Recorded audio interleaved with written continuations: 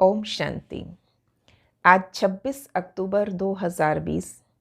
आज का स्वमान रहेगा, मैं विश्व परिवर्तक आत्मा हूँ। तो आज विश्व परिवर्तन के लिए बाबा की क्या क्या डायरेक्शन है, पूरी मुरली में से अपने लिए वो होमवर्क लेंगे। हमें करना क्या है, उसकी तैयारी क्या है। मीठे बच्चे, श्रीमत पर भारत को स्वर्ग बनाने की सेवा करनी है। पहले स्वयं निर्विकारी बनना है, फिर दूसरों को कहना है। प्रश्न है, तुम महावीर बच्चों को किस बात की परवाह नहीं करनी, सिर्फ कौन सी चेकिंग करते स्वयं को संभालना है। तो बाबा ने टाइटल दिया आज महावीर। तो किस बात की परवाह नहीं करनी, चेक करो और स्वयं को संभालो। उत्तर है, अगर कोई पवित्र बनने में विघन डालता है तो तुम्हें उसकी परवाह नहीं करनी।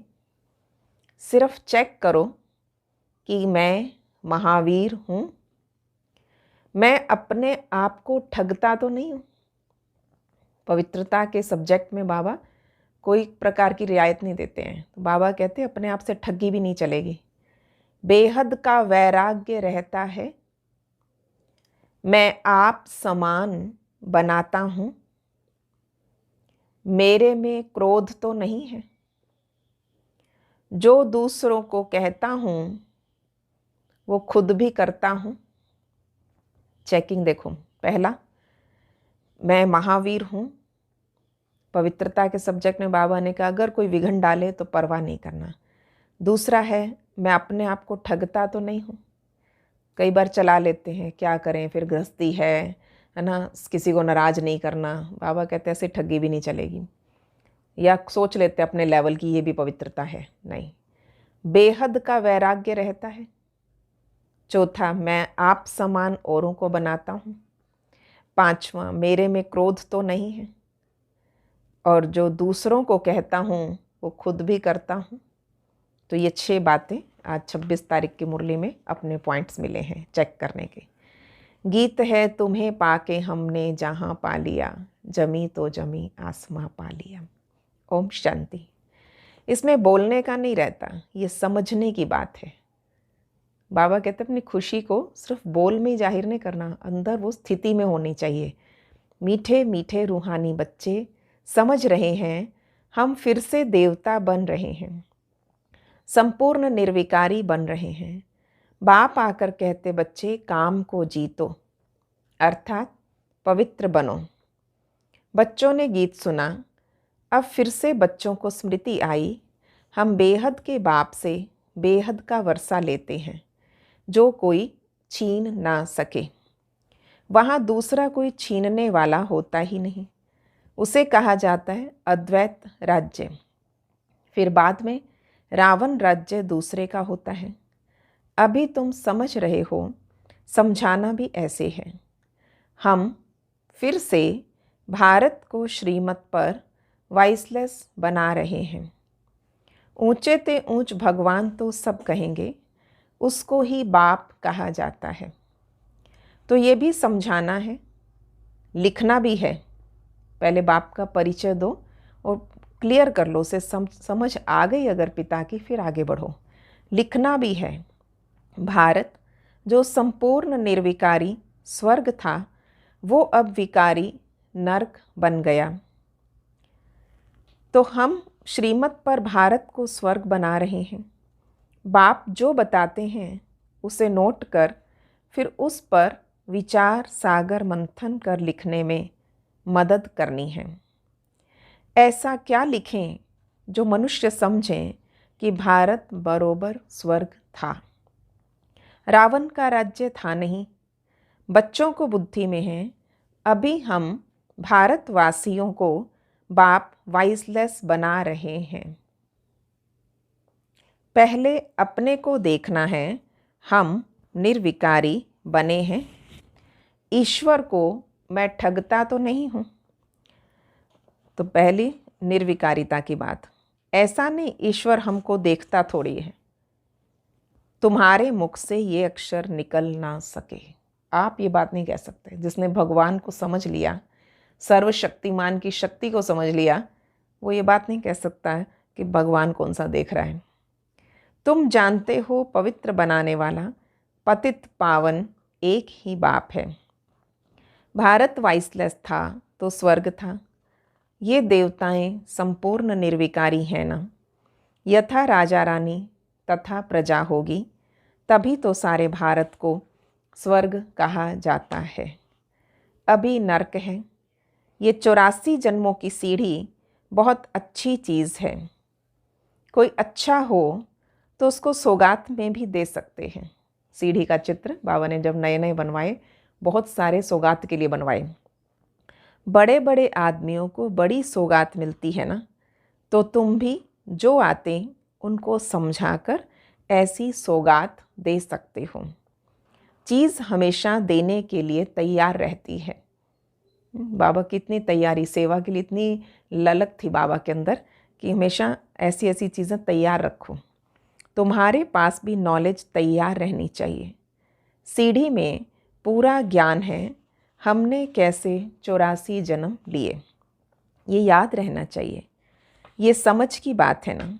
ज़रूर जो पहले आए हैं उन्होंने ही 84 जन्म लिए हैं। बाप 84 जन्म बताकर फिर कहते हैं, इनके बहुत जन्मों के अंत में साधारण तन में मैं प्रवेश करता हूँ। फिर इसका नाम रखता हूँ ब्रह्मा।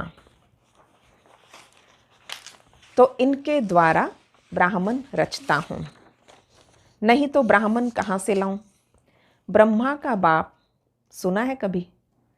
बाबा कहते ज़रूर भगवान ही कहेंगे, क्योंकि ब्रह्मा का बचपन कहीं दिखाया नहीं, पैदा होते नहीं दिखाया। तो कोई कहे कि ब्रह्मा का बाप कभी सुना आपने? नहीं, ज़रूर भगवान ही कहेंगे। ब्रह्मा और विष्णु को दिखाते हैं सूक्ष्म वतन में। बाप तो कहते हैं, मैं इनके 84 जन्मों के अंत में प्रवेश करता हूँ। एडॉप्ट किया जाता है तो नाम बदली किया जाता है, सन्यास भी कराया जाता है। सन्यासी भी जब सन्यास करते हैं फिर फौरन भूल नहीं जाते हैं अपना घर परिवार, अपनी गृहस्थी, अपना सब कुछ जो वो छोड़ कर आए, भूल नहीं जाता इतनी जल्दी। याद जरूर रहती है और तुमको भी याद रहेगी, क्योंकि तुमको उनके लिए वैराग्य है। क्योंकि तुम जानते हो बाबा ने वैराग्य कैसे दिलाया, ये कलयुग पुरानी दुनिया कैसे ख़त्म होने वाली है, ये सब कब्र दाखिल होने हैं। इसलिए हम उनको याद क्यों करें? ज्ञान से सब कुछ समझना है, अच्छी रीति। वो भी ज्ञान से ही घर बार छोड़ते हैं। उनसे पूछा जाए घर बार कैसे छोड़ा, वो बताते नहीं हैं। फिर उनको युक्ति से कहा जाता है, आपको कैसे वैराग्य आया? अच्छे प्यार से प्रेम के शब्दों में पूछो। ऐसे पूछो ना, आपने क्यों घर बार छोड़ दिया? तो बाबा कहते कई बार क्रोधित भी हो जाते हैं सन्यासी। अच्छा, तो उन्हें बड़े युक्ति से पूछो, आपको कैसे वैराग्य आया? हमको भी सुनाओ, हम भी ऐसा करें। तुम टेम्पटेशन देते हो, पवित्र बनो, बाकी तुमको याद सब है। छोटेपन से लेके सब बता सकते हो। बुद्धि में सारा ज्ञान है। कैसे ये सब ड्रामा के एक्टर्स हैं जो पार्ट बजाते आए। अभी सबके कलयुगी कर्म बंधन टूटने हैं, फिर जाएंगे शांति धाम। वहाँ से फिर सबका नया संबंध जुटेगा। समझाने की पॉइंट्स भी बाबा अच्छी अच्छी देते रहते हैं। यही भारतवासी आदि सनातन देवी देवता धर्म वाले थे तो वाइसलेस थे। 84 जन्मों के बाद विशस बने। अब फिर वाइसलेस बनना है, परंतु पुरुषार्थ कराने वाला चाहिए। अब तुमको बाप ने बताया, बाबा कहते तुम वही हो ना। कल पहले वाले बच्चे भी कहते हैं बाबा आप वही हैं, और बाप भी कहते हैं कल पहले भी तुम्हें पढ़ाकर राज्य भाग्य दिया था, कल्प कल्प ऐसे करते रहेंगे। ड्रामा में जो कुछ हुआ विघ्न पड़े फिर भी पड़ेंगे। जीवन में क्या क्या होता है याद तो रहता है ना। इसको तो सब याद है और बताते भी हैं। ब्रह्मा बाबा गावड़े का छोरा था और बैकुंठ का मालिक बना। बाबा को नशा इस बात का था, कितने साधारण जीवन से और इतना विशेष जीवन बन गया। बैकुंठ में गावड़ा कैसे होगा ये तुम अभी जानते हो। इस समय तुम्हारे लिए ये पुरानी दुनिया गावड़ा ही है। कहाँ बैकुंठ कहाँ ये नर्क। गांव में होता ही है, कहीं गंदगी होगी कहीं कुछ होगा, है ना, वहीं मवेशी होते हैं वहीं गोबर होगा कुछ भी। तो बाबा कहते वो कोई वैसी स्वच्छता या सेटिंग सुंदरता नहीं होती वैसी। ठीक है, नेचर की अपनी सुंदरता है, पर बाबा ने कहा कहाँ वैकुंठ की बात करें। तो बाबा कहती है नर्क की पुरानी दुनिया गावड़ा ये है। मनुष्य तो बड़े बड़े महल बिल्डिंग आदि देख कर समझते हैं यही स्वर्ग है, पर बाबा कहते ये तो सब मिट्टी पत्थर है, इसकी कोई वैल्यू नहीं। और सबसे जास्ती हीरे की वैल्यू होती है। बाबा कहते विचार करो, सतयुग में तुम्हारे सोने के महल कैसे थे। वहाँ तो सब खानियाँ भरी होती हैं, ढेर का ढेर सोना होता है। तो बच्चों को कितनी खुशी होनी चाहिए। अगर कोई समय मुरझाइश आती है तो बाबा ने क्या श्रीमत दी है। कभी कोई मुरझाइश आ जाए तो क्या करो। आज गीत बहुत सुंदर था। बाबा ने कहा बच्चे कभी कोई मुरझाइश आती है तो ऐसे रिकॉर्ड बजाओ, है ना, ऐसे रिकॉर्ड सुनने चाहिए तो तुमको फ़ौरन खुशी में ला देंगे। ऐसे ऐसे गीत होने चाहिए।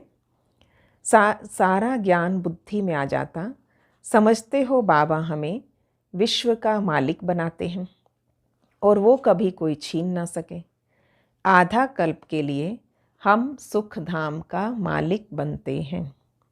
राजा का बच्चा समझता है हम इस हद की राजाई के वारिस हैं। तो तुमको भी तो कितना नशा रहना चाहिए। एक राजा के बच्चे को हो सकता है, हम ईश्वर के बच्चे, ईश्वर स्वर्ग स्थापित कर रहे हैं, तो क्या हमें नशा नहीं होना चाहिए इस बात का कि मेरे पिता ने क्या क्या रचा। हम बेहद के बाप के वारिस हैं। बाप स्वर्ग की स्थापना करते हैं, हम 21 जन्म के लिए वारिस बनते हैं। कितनी खुशी होनी चाहिए। तो जिसका वारिस बनते हैं उसको भी ज़रूर याद करना है। याद करने बगैर तो वारिस बन नहीं सकते।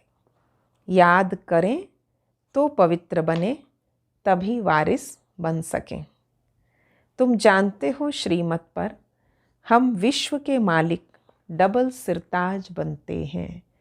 आज बाबा नई दुनिया ही याद करा रहे हैं। जमी तो जमी आसमां मिल गया, इस ज़मीन पे सुंदर साम्राज्य होगा, हमारा होगा। फिर बाबा ने याद कराया जन्म बाय जन्म हम ही राजाई करेंगे। मनुष्यों का भक्ति में होता है विनाशी दान पुण्य, तुम्हारा है अविनाशी ज्ञान धन। तुमको कितनी बड़ी लॉटरी मिलती है, कर्मों अनुसार फल मिलता है ना। कोई बड़े राजा का बच्चा बनता है तो बड़ी हद की लॉटरी कहेंगे ना वो। अब सिंगल ताज वाले सारे विश्व के मालिक तो बन ना सके। यहाँ के राजाएं हैं सिंगल ताज वाले द्वापर के बाद, वो विश्व के मालिक कोई नहीं बन सकता। कोशिशें बहुतों ने की, कभी नेपोलियन कभी सिकंदर, सोचते थे साम्राज्य एक हो जाए, अखंड साम्राज्य पे मैं राज करूं, पर बाबा कहते ऐसा नहीं हो सकता। डबल ताज वाले विश्व के मालिक तुम बनते हो। इस समय दूसरी कोई राजाई है ही नहीं, फिर दूसरे धर्म बाद में आते हैं। वो जब तक वृद्धि को पाएं तो पहले वाले राजाएं विकारी बनने के कारण मतभेद में टुकड़े टुकड़े अलग कर देते हैं। पहले तो सारे विश्व पर एक ही राज्य था। वहाँ ऐसा नहीं कहेंगे ये अगले जन्मों के कर्मों का फल है। बाबा तुम बच्चों को श्रेष्ठ कर्म सिखला रहे हैं। जैसा जैसा जो कर्म करेगा, सर्विस करेगा, तो उसका रिटर्न भी ऐसा ही मिलेगा। अच्छा कर्म ही करना है। कोई कर्म करते हैं, समझ नहीं सकते, तो उसके लिए श्रीमत लेनी है। घड़ी घड़ी पूछना चाहिए पत्र में। पत्राचार चलता रहता था, तो बाबा कहते आपको कुछ समझ ना आए, कोई नया कार्य हो, श्रीमत लो। कोई कर्म करते समझ नहीं सकते, तो उसके लिए श्रीमत लेनी है पत्र में। अभी प्राइम मिनिस्टर है, तुम समझते हो कितनी पोस्ट आती होगी, उसके पास कितनी डाक आती होगी, परंतु वो कोई अकेले नहीं पढ़ते, उनके आगे बहुत पोट्री होते हैं जो वो पोस्ट पढ़ेंगे और सब करेंगे। वो सारी पोस्ट देखते हैं, जो बिल्कुल मुख्य होगी वो पास करेंगे, जब प्राइम मिनिस्टर के टेबल पर रखेंगे तभी वो पोस्ट खास उसमें जाएगी। तो सब कुछ प्राइम मिनिस्टर नहीं पढ़ता है। यहाँ भी ऐसा है, मुख्य पत्रों का तो फ़ौरन रिस्पॉन्ड दे देते हैं, बाकी के लिए याद प्यार लिख देते हैं। एक एक को अलग बैठ पत्र लिखें, ये तो हो ना सके। किसी ने खास समाचार बताया है या खास समस्या, तो बाबा उसको तुरंत रिप्लाई करते थे। बाबा लेट बिल्कुल नहीं करते थे। शिव बाबा ब्रह्मा द्वारा रिस्पॉन्ड करते हैं। और बच्चों को कितनी खुशी होती थी, आज बेहद के बाप की चिट्ठी आई है। बच्चों को बड़ी खुशी होती है। सबसे जास्ती गदगद तो होती हैं बांधेलियाँ, पत्रों को चूमती रहती थी, वो पढ़ती रहती थी बार बार। ओहो, हम बंधन में हैं, बेहद का बाप हमको कैसे चिट्ठी लिखते हैं, नैनों पर रखती हैं। अज्ञान काल में भी पति को परमात्मा समझने वालों को पति की चिट्ठी आती होगी तो उसी को ही चुम्बन करेगी। अब तुम्हारे में भी बाप दादा का पत्र देख कई बच्चों के एकदम रोमांच खड़े हो जाते हैं। तो कितने उनके रोमांचित होती थी, प्रेम के आंसू आ जाते। चुम्बन करते करेगी, आँखों पे रखेगी, बाबा का पत्र आया है। बहुत प्रेम से पत्र पढ़ती है। बांधेलियाँ कोई कम है क्या? कई बच्चों पर माया जीत पा लेती है। कोई तो समझते हैं हमको तो पवित्र जरूर बनना है। भारत वाइसलेस था ना, अब विशस है। अभी जो वाइसलेस बनने होंगे वही पुरुषार्थ करेंगे। कलब पहले मिसल, तुम बच्चों को समझाना बहुत सहज है। तुम्हारा भी ये प्लान है ना। गीता का युग चल रहा है, गीता का ही पुरुषोत्तम युग गाया जाता है। तुम लिखो भी ऐसे, गीता का ये पुरुषोत्तम युग है, जबकि पुरानी दुनिया बदल कर नई होती। तुम्हारी बुद्धि में है बेहद का बाप, जो हमारा टीचर भी है, उनसे हम राजयोग सीख रहे हैं। अच्छी रीति पढ़ोगे तो डबल सिरताज बनेंगे। कितना बड़ा स्कूल है, राजाई स्थापन होती है, इसमें राजा तैयार होते हैं। प्रजा भी जरूर अनेक प्रकार की होगी, राजाई वृद्धि को पाती रहेगी। कम ज्ञान उठाने वाले पीछे आएंगे। जैसा जो पुरुषार्थ करेंगे वो पहले आते रहेंगे। तो ये सब बना बनाया खेल है। ये ड्रामा का चक्र रिपीट होता है ना। तो अभी तुम बाप से वर्षा ले रहे हो। बाबा कहते हैं पवित्र बनो। इसमें कोई विघ्न डालता है तो परवाह नहीं करनी, रोटी टुक्कड़ तो मिल ही सकती है। पवित्र रहने को मिल जाए, बाबा कहते इससे बड़ी कोई लॉटरी नहीं।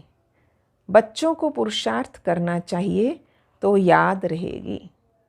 बाबा भक्ति मार्ग का मिसाल बताते कि पूजा के टाइम बुद्धि योग बाहर में जाता था तो अपना ही कान पकड़ते थे।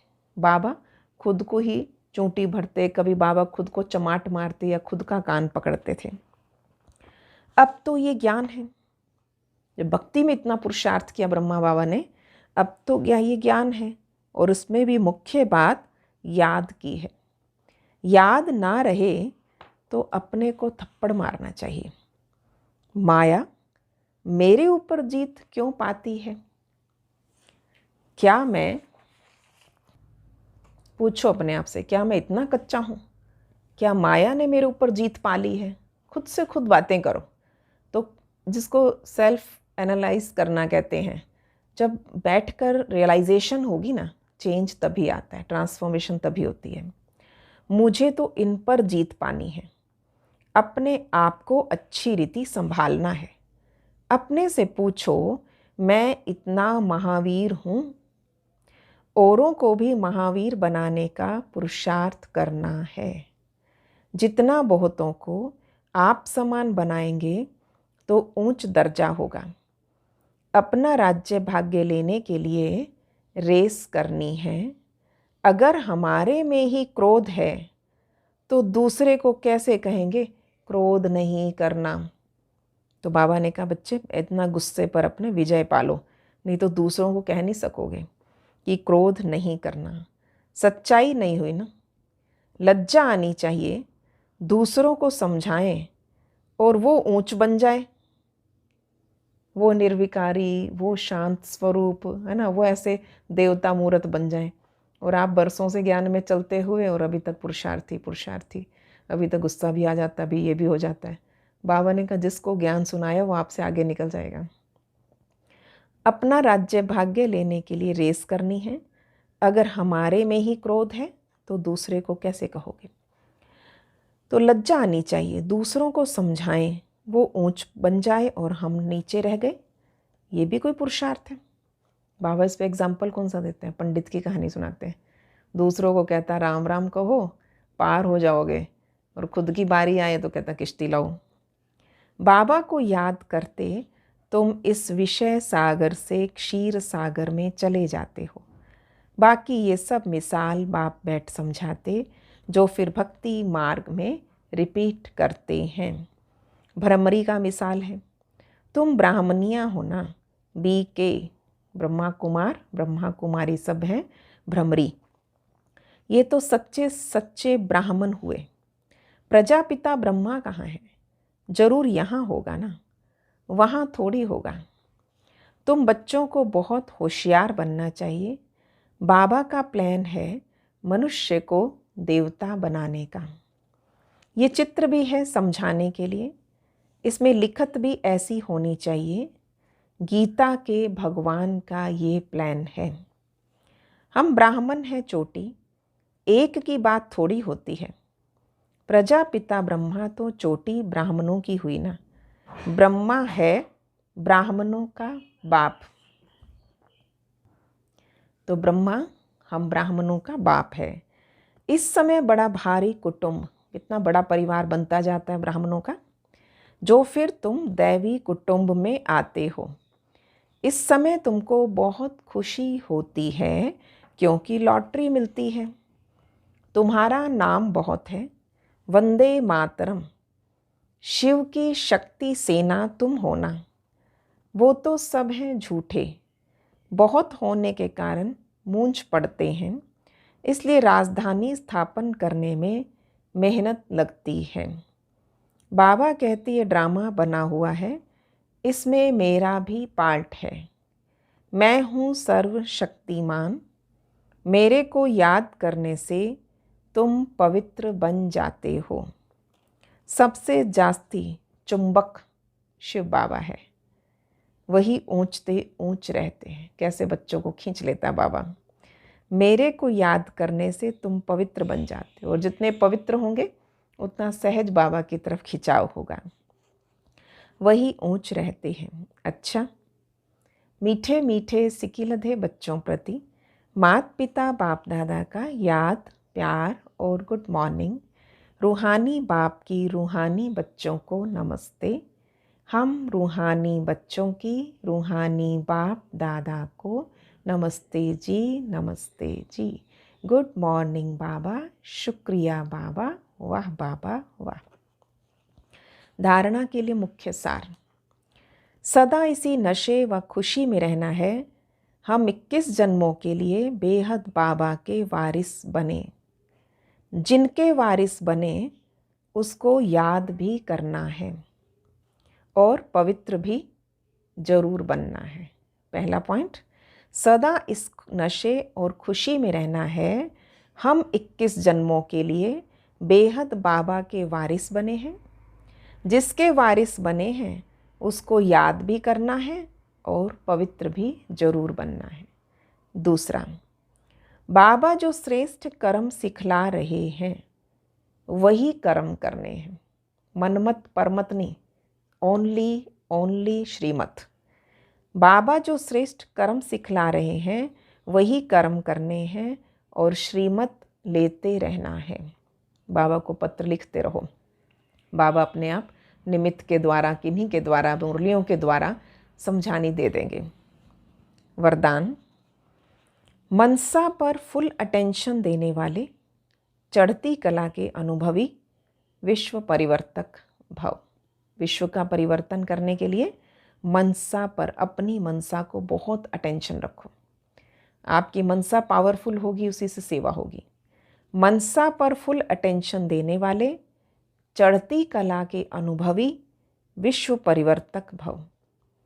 अब लास्ट समय में मनसा द्वारा ही विश्व परिवर्तन के निमित्त बनना है। इसलिए अब मनसा का एक संकल्प भी व्यर्थ हुआ तो बहुत कुछ गंवाया। एक संकल्प वेस्ट नहीं हुआ। बाबा ने कहा बहुत प्राप्तियां खत्म हो जाती। एक संकल्प को भी साधारण बात ना समझो। वर्तमान समय संकल्प की हलचल भी बड़ी हलचल गिनी जाती है। पहले बाबा कह देते थे संकल्पों में कुछ आया कोई बात नहीं, कर्मेंद्रिय मत करना। अटेंशन की बात है, इसमें भी बहुत अटेंशन संकल्पों पे अच्छा हो जाता था। कर्मेंद्रिय में नहीं करना तो संकल्प ही तो ठीक करेगा ना। पर बाबा कहते हैं संकल्प में ही कुछ गड़बड़ हलचल नहीं होनी चाहिए।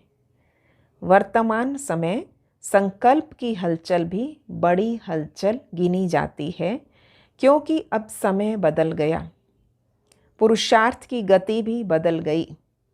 तो संकल्प में ही फुल स्टॉप चाहिए।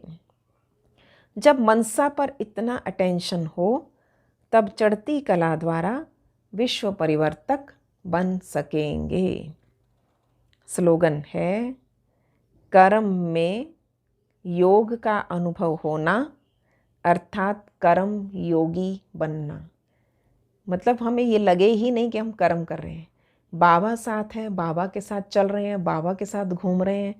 मतलब इतना अच्छा योग होना चाहिए, कर्म की स्थिति इतनी श्रेष्ठ हो जाएगी। बाबा जिसको कहते थे आप कर्म करते रहो और बाबा आपके द्वारा साक्षात्कार करा देगा। तो साधारण संकल्प नहीं, विशेष हो। कर्म में योग का अनुभव होना अर्थात कर्म योगी बनना। ओम शांति।